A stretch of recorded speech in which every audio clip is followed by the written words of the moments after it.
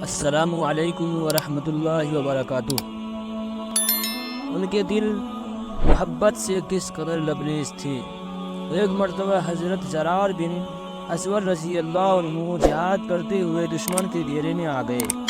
اسی حالت میں کئی گھنٹے لڑتے بھاگتے ان کا گھوڑا تھک گیا۔ وہ چاہتے تھے کہ گھوڑے کو بھگائے، مگر گھوڑا اتنا تھک چکا تھا کہ بھاگنا مشکل تھا۔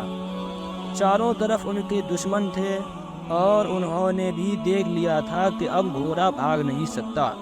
انہوں نے گھیرا تنگ کرنا شروع کر دیا تاکہ انہیں زندہ گرفتار کر سکے۔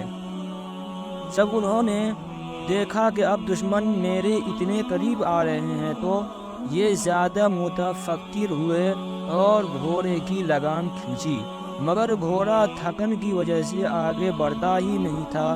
کتاب میں لکھا ہے، وہ اس وقت گھوڑے پر آگے جھکے اور اس کی پیشانی پر ہاتھ پھیر کر کہنے لگے، اے گھوڑے، تو تھوڑی دیر کے لیے میرا ساتھ دے دے، ورنہ میں نبی صلی اللہ علیہ وسلم کے روزے پر جا کر تیری شکایت کروں گا۔ یہ الفاظ کہنے تھے کہ گھوڑا ہنہنایا اور ایسے بھاگنے لگا جیسے تازہ دم ہو۔ انہوں نے دشمن کا حصہ توڑا اور گھیرے سے باہر تشریف لے آئے۔ گھوڑے تھک جاتے تھے مگر مجاہد نہیں تھکا کرتے تھے۔ کیسے لوگ تھے؟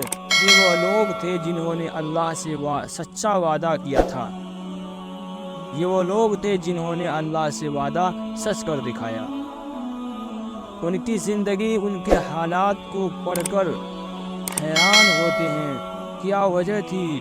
ان کے دل اللہ رب العزت کی محبت سے لبریز تھے، اسی لیے اللہ کے نام پر قربان ہو جانا ان کی زندگی کا مقصد ہوتا تھا۔ وہ لوگ استقامت کے پہاڑ تھے۔